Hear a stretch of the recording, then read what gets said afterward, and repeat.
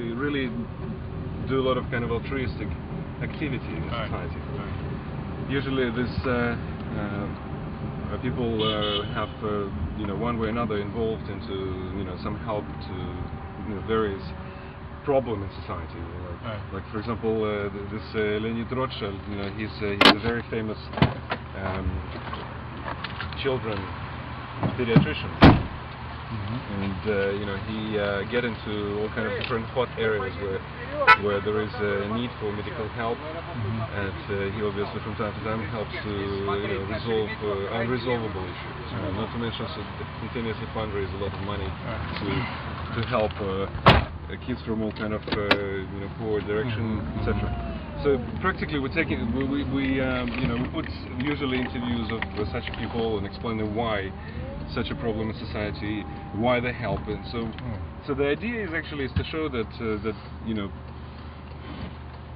in the modern world where egoism, I think, and each human behave according what is mine and what is yours is not anymore applicable. If we're going to live like this, we're not going to survive. And we have to learn from someone, and we have to learn from some sort of system and from some sort of mechanism and models that actually, it's like in our body, the healthy mechanism works in opposite way, not from taking in, but actually taking what you need and give the rest back to the body. So that's why we thought, that your cellular theory and then what you're actually discovering is extremely goes, along the line to what we try to really deliver. We try to deliver it for the students.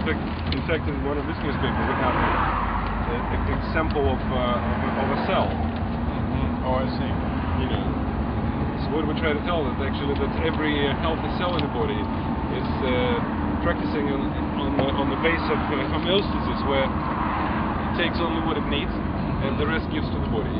The moment this mechanism stops, the cell becomes cancer cell, and this is how obviously most of the illnesses begin. So briefly speaking, practically we try to form a face of a new generation where people should learn main principles of how to behave according to... Я сейчас иду на Садовое, и оттуда, на Садовое... It evolves into from egoistic society until altruistic society. We're going to suffer here in this world, I tell you what. Давай, It's hot and давай, cold. я остановился. So basically, the newspaper, the interview which we, for example, hopefully will conduct with you, and if you don't mind, we'll actually describe your opinion as leading scientist in cellular theory, that society is actually a little bit like like a body, where all the cells differentiate, and the moment obviously some organs start to function extremely for itself, the whole body mechanism and the whole body system start to go in disarray, and homeostasis. Yes? Sergei said it's for you. Okay. We're going to do a couple of checks in the technical, so we'll see, maybe we can start recording. Можно уже. Все настроено. Идет? 1, 2, 1, 2. Okay, so we can begin? Okay. So, the newspaper which we represent is called The New Humanity. So practically it would be interesting for me, of course, as a scientist and as a person who actually not only preach, but actually we can see does a lot of bestowal action into the society. It would be interesting, what would be in your mind a new humanity look like? Well, new humanity will share, perhaps the most important aspect, share and care.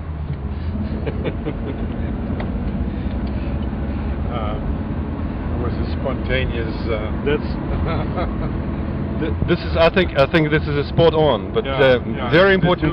The two things, perhaps, share and care, is what new humanity should do. and not only in our own country but also in other countries, poor countries like Africa, where children are dying of hunger and we have plenty to eat,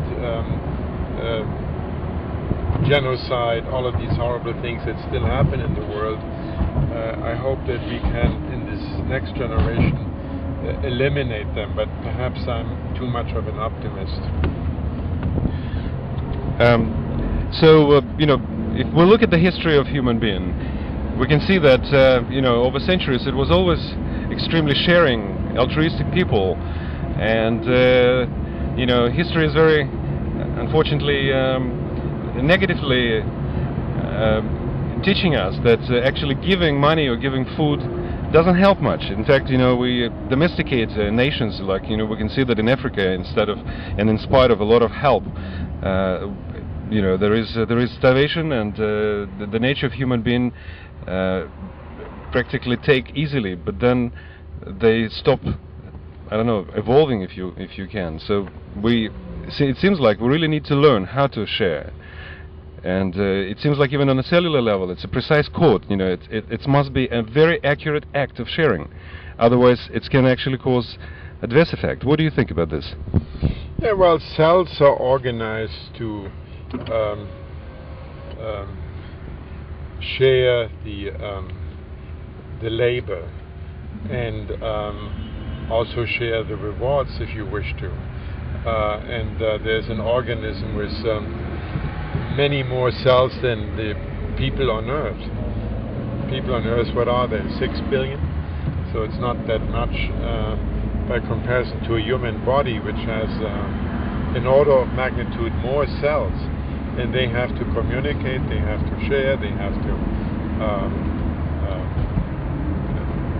and if there is a problem like cells that don't want to that are not obeying the rules, you can get something like cancer or excessive cell death, or giving rise to many diseases, of course. So it seems like there is a very peculiar and most likely accurate way of sharing we must learn about. Yeah, well, I'm not sure whether you can learn you can learn something from an organism, but I think in human relations we have to learn from our history, and from the past, so that we are not going to repeat the same mistake. And we have new means to communicate worldwide, to communicate with each other.